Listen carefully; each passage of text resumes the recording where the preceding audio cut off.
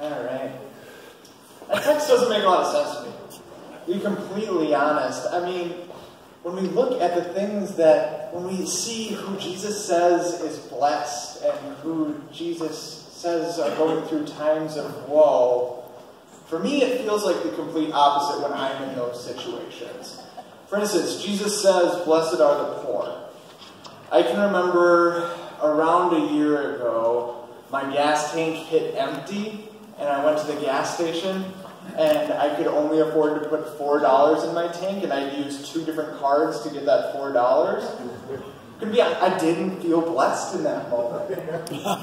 And when Jesus says that we should feel blessed when people revile us and hate us on account of his name, I'm a seminary student, and when I meet new people and I say, "Hey, I'm training to be a pastor," you would be shocked at the awkward looks that I get and the random excuses to get out of the conversation. And it's not like I go up to them and I say, "I'm going to be a pastor because Jesus Christ is the best thing that ever happened to this world. What is your relationship with the Savior of the universe?" Like, I'm not doing that. I'm just saying I'm going to be a pastor, and then shut me immediately. And I don't feel blessed in that. Or when I was in 2nd grade, my dad passed away. And I remember for his funeral, I was supposed to write a letter to him. And I remember writing in that letter that I wished he would be my guardian angel because my old one had failed me by letting him go. And for weeks, all I could do was sob, and I did not feel blessed in that time. But then we look at the woes, and those are the times that I really do feel blessed, right? Like when there's good food and good friends sitting around the kitchen table. That's a feeling of blessing. So besides my helping out here and my school, I work as a server at Outback Steakhouse to pay the bills. And when I have a really good night of tips, that's a blessing to me. And when I give my sermons here, you guys are so dang encouraging. It's amazing. I'll come after the service, some of you will come up to me and you'll say, "Josh, that was so good. I was so moved by your message." But apparently you shouldn't be doing that, because Jesus says, "Woe to those who only speak well of you." So apparently you're just issuing times of gluttony. I don't know what's happening there. And as a recently married man who's still very much in the honeymoon phase, there's rarely a time that I feel more blessed than when I'm laughing and smiling with my wife. This text is so countercultural, right? Like, our culture says that you're trying to move from here to here. Like, can you even imagine going to a movie where at the beginning, the hero has everything that you could ever want? They have all the friends, all the family, good relationships, happy, have all the money, and then by the end of the movie, they have nothing, they're alone, they're depressed. And can you imagine walking out of that movie and saying, "Yeah, that's what I want to be. That's the goal." Right? No, and I'm not saying that should be the goal, but it seems in our culture we're going from here to here, and at first glance, the gospel text is telling us to go from here to here. We got a lot of work to do for this to make any sense to me. Well, this sermon that Jesus gives is often referred to as the Sermon on the Plain. Jesus goes to this level place, and he meets people from all different walks of life. So we see that we have people from Jerusalem and Judea, the main hub of the Jewish religion at the time. They know a lot about the faith. And then we see that there are people from the coast of Tyre and Sidon it's a Gentile land. They know nothing about the Jewish faith. We have people mixed all together coming to see Jesus because of the miracles that he performs and the healings that he does, and they want to see where this power comes from. And Jesus performs miracles. He heals people. And then he starts to teach. And this is just the beginning of the Sermon on the Plain. It goes through the rest of chapter 6, but I actually want to look at the next part, the beginning of chapter 7, real quick, because it's super interesting when you're looking at it through the lens of these blessings and woes that were given. So at the beginning of chapter 7, we meet a centurion. A centurion is a very powerful person in this time. A centurion is a warrior that's backed by one of the most powerful empires in the history of the world. When people see him, they respect him. They fear him. He has everything that you could ever want and even has servants to do his bidding.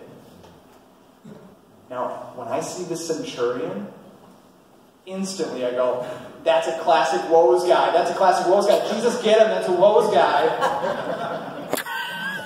But then we read the rest of the text.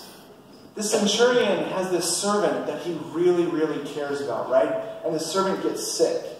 And he doesn't know what to do, but he heard about what Jesus has done with the healings, and so he sends a second servant to go find Jesus so that he can heal.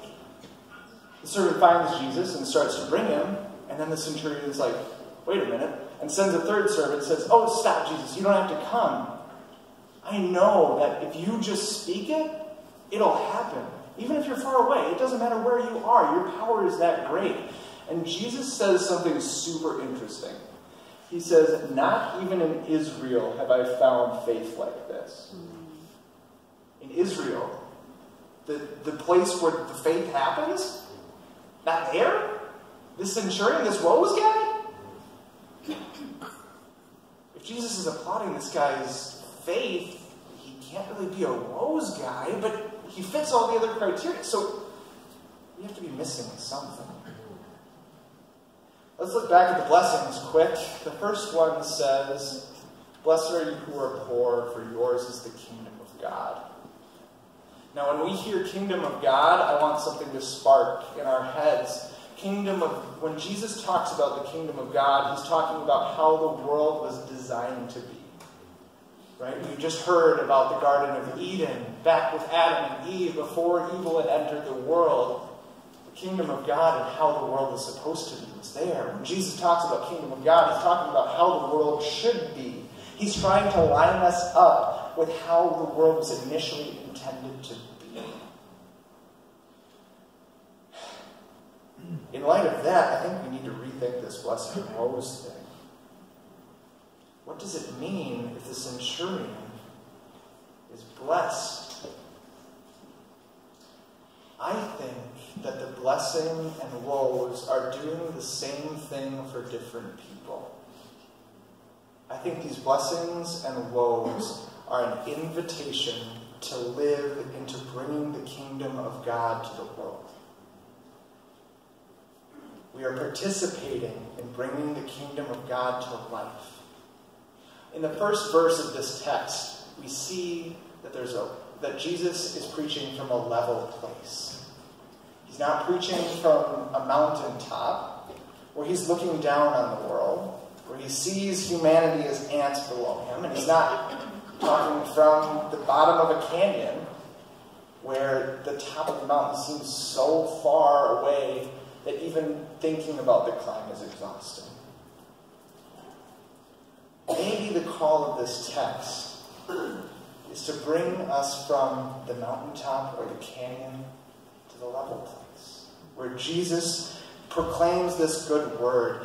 I don't think these woes are a direct condemnation, but an invitation to descend the mountain for some. I don't think Jesus hates people who have money, but I think he might be saying, hey, just because you have money, you know that you're not better than other people, right? Coming down the mountain. You know, it's really good that you have laughter and that you can smile, but it's also really good to help people who don't have that sometimes. Coming down the mountain. And hey, I love that people are saying good things about you. Just don't let that make you think that you're holier than other people. And I'm glad that you have food. But I want you to recognize that some of your brothers and sisters aren't in that same situation. And for those who are down in the dark bottom of the canyon, maybe Jesus is saying, hey, it doesn't matter how much money you have in your wallet, you are so incredibly valuable to me coming up the canyon. And I know how incredibly painful that betrayal was from that one person that you thought would never betray you. But I am here forever, and I will never leave you. Coming up the candle. And I know how dark the world can get. And I know that you're seeing darker than you ever thought you would. But I promise you, my light shines brightest in the darkest places. And I know that thing that you're trying to get past seems impossible. But I promise you, I have called your brothers and sisters to be there, and they love you, and I never want you to be afraid to ask for help. Maybe the call of this text is to bring us to this level place. I don't think that the kingdom of God was designed to have these dichotomies of haves and have-nots, of people who are in and people who are out. Whether you find yourself today at the top of the mountain or the bottom of the canyon, the invitation is the same. Come to this level place where love and healing and life happen. All are welcome here. Amen.